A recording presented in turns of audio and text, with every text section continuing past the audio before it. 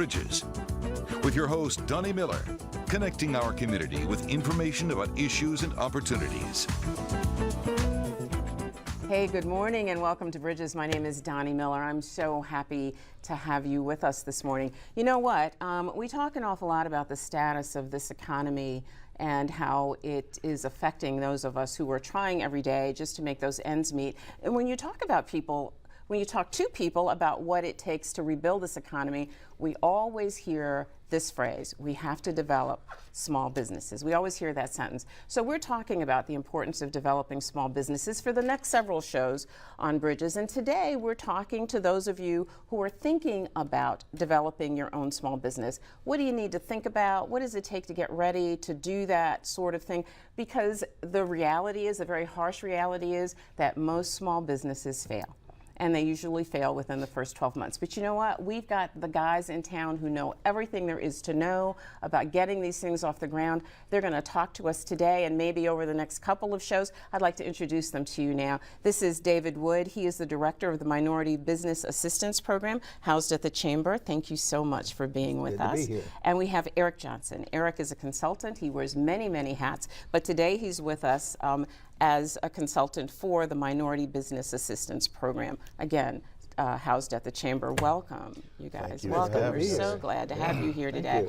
This is like a big deal discussion, and it has been for several years now when we're talking about you know, what it's going to take to get the economy back on its feet. What you hear all the time is we got to develop more small businesses. But it's like a much bigger deal than just thinking about it.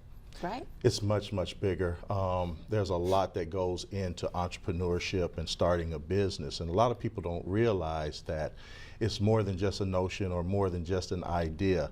There are many, many steps that need to be taken prior to the first sale of that product or service, that they really need to go out and find someone that can guide them down the path of entrepreneurship.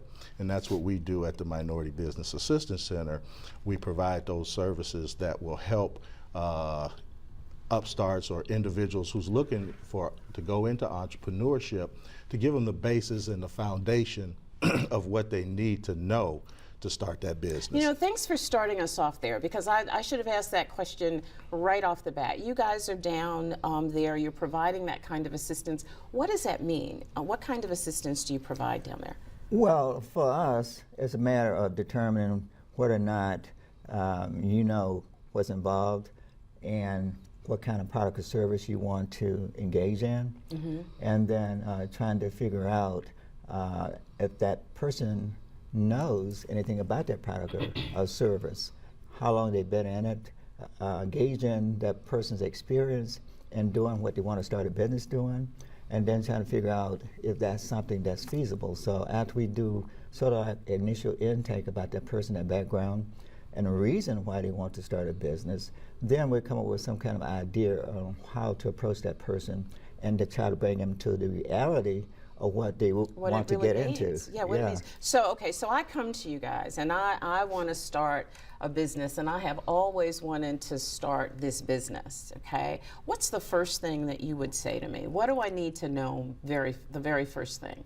Well, the first thing what we're going to ask is, you know, why do you want to start this business? You know, what's your reason behind starting this business? Because you start the business with the end in mind, and is it just to generate revenue to maybe bridge some income, or are you looking to grow this business to make it become public or sell it off at some point in time?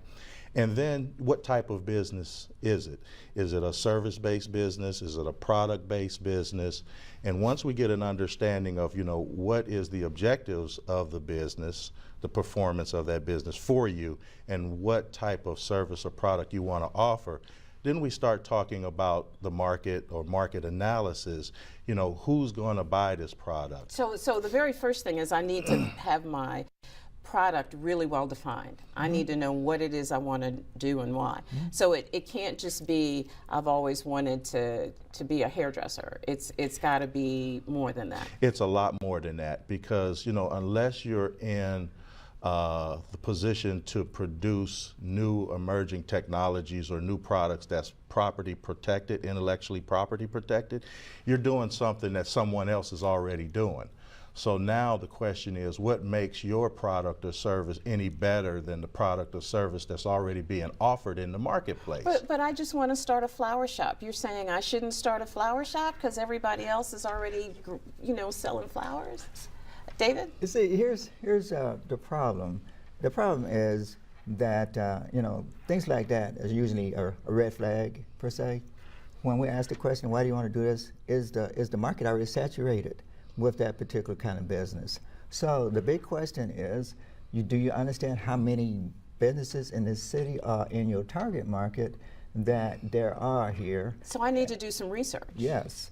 And what are you bringing different to the table? Because if you're going to compete with a market that's already saturated, unless you're bringing something different to the table, it's going to be hard to compete with those businesses who already are established in the community. Yeah. Do you guys have any stats on how many businesses actually fail in the first year?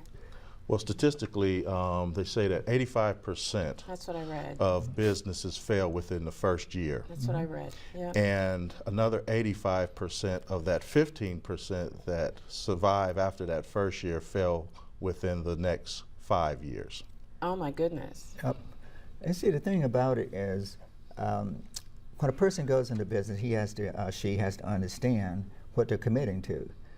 Starting a business that's going to be able to sustain the hard times in order to get to what may consider the good times, it's going to be hard. A lot of hours you're going to have to put into it. You have to get a buy-in from your family, because you're going to spend a lot of time away from there trying to build this business. You're going to have things like startup capital, because there's always startup Cash costs. is king. Startup Cash costs. is king. Cash is king. You know what? It's so interesting that you raise those points, because several of the words that I kept running into as I was researching this topic for you guys, for your visit today, were dedication, hard work, discipline, organization. If you don't have those four things, then you might as well not even have the conversation. And at the end of every single article, it was cash is king. You got to understand that you got to have some money going into this process. We're going to talk about resources, ways to finance small businesses in some of our upcoming shows, but we want you to know that that is a key ingredient to being successful. It's an extremely key ingredient, and when we look at entrepreneurs who want to start businesses, we talk about the financial component of the business. A lot of entrepreneurs, when you first start, you start because it's a heartfelt thing for you. You really want to provide this service or product. Yeah. And you don't really look at the financial aspect of it. You have the initial capitalization, which you have to have in order to get all of the equipment or material together to provide the service or product, but you also have to have capital to sustain the business. So I need a well-defined product. What about my audience? That's kind of what you were talking about when you were saying, what are you bringing to the table? Well, you see, if you want to start a business, you need more than just an idea.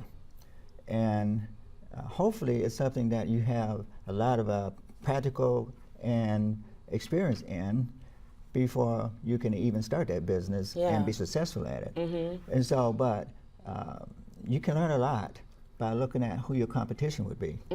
What is it that's making them a successful company, and how are they marketing their business to the general public, and those clients, what do they like about that particular company? Then that way it gives you a way to do an examination of your own business concept. And number one, you should have a business concept, because Is that the same as a business plan? an overview, yes. It's sort of like what you might consider a snapshot of what you're proposing to bring to the table in your business. So number one, that should be clear. What your business is, what your business is about, who your target market is, how you're going to reach, what's your strategy to reach that target market, and understanding who the competition is. Wow. You have to do a lot of research in order to be able to put your position your company to the point where they can really enter the market and be successful at it, hopefully. You know, it's really interesting because I think people think, I know that until I really started paying attention to this, I didn't realize how complicated it was, how much work you had to do to just get going. I mean, it's certainly easy to get out there and start talking about your new business, but it's also easy to have it all fall apart. Why do you think businesses primarily fall apart? Well, based on my experience, it's a lack of knowledge and a lack of support. A lack of preparation? A lack of preparation. Because because David's talking about, you know, developing that concept of having that business plan. And I suspect most people don't even begin to know about those things. And they don't, and that goes back to the lack of knowledge. You know, you can't prepare about something that you don't understand. Know about. So getting an understanding of what business and what's involved in business is a key to the success of that business. Okay, can I ask you to hold that thought right there? Okay, I need to go away. I hate that. I hate when that happens. But we need to go away for just a second, and I promise you we will be right back so Eric can tell you the rest of his sentence. We'll see you in just a second.